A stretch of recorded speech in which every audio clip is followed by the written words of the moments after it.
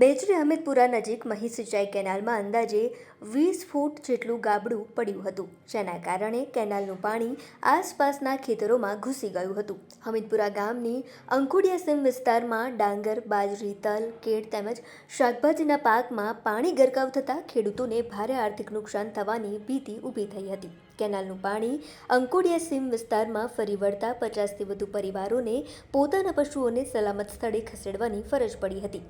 ખેડૂતો પણ ઘરોને તાળા મારી સુરક્ષિત સ્થળે પહોંચી ગયા હતા, જેના કારણે જાનહાનિ ટળી હતી.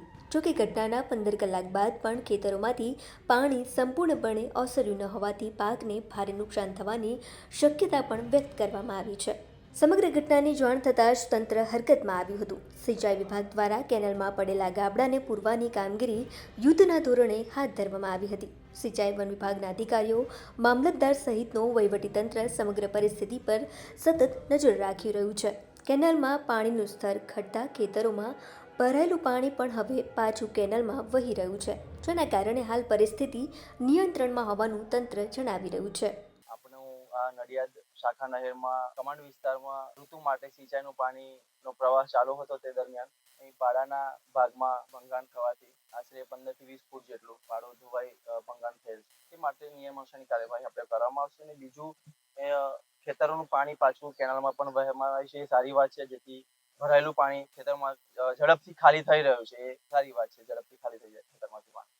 ચાલુ વર્ષે વરસાદ ખેંચાતા આપણે નિયત તારીખ પહેલા ખેડૂતોની માગણીને ધ્યાનમાં લઈને પદાધિકારી તથા ખેડૂતોની માગણીને ધ્યાનમાં લઈને આપણે પાણીનો પ્રવાહ કેનાલમાં શરૂ કરવામાં આવેલ હતો, જેથી ખેડૂતોનો ધરવાડિયાનો પાક બચી જાય. તેને અનુલક્ષીને આપણે બધાને સાથે સંકલનમાં રહીને પાણી શરૂ કરવામાં આવેલ હતું કેનાલમાં. જો કે ખેડૂતોમાં ભારે રોષ પણ જોવા મળી રહ્યો છે. ખેડૂતોનું કહેવું છે કે બેચરી હમીદપુરા નજીક કેનાલમાં ઠેકાણે ધોવાણ થયેલું છે. જો સમયસર સમારકામ નહીં કરવામાં આવે તો ભવિષ્યમાં અન્ય સ્થળોએ પણ કેનાલમાં ગાબડા પડવાની શક્યતા છે.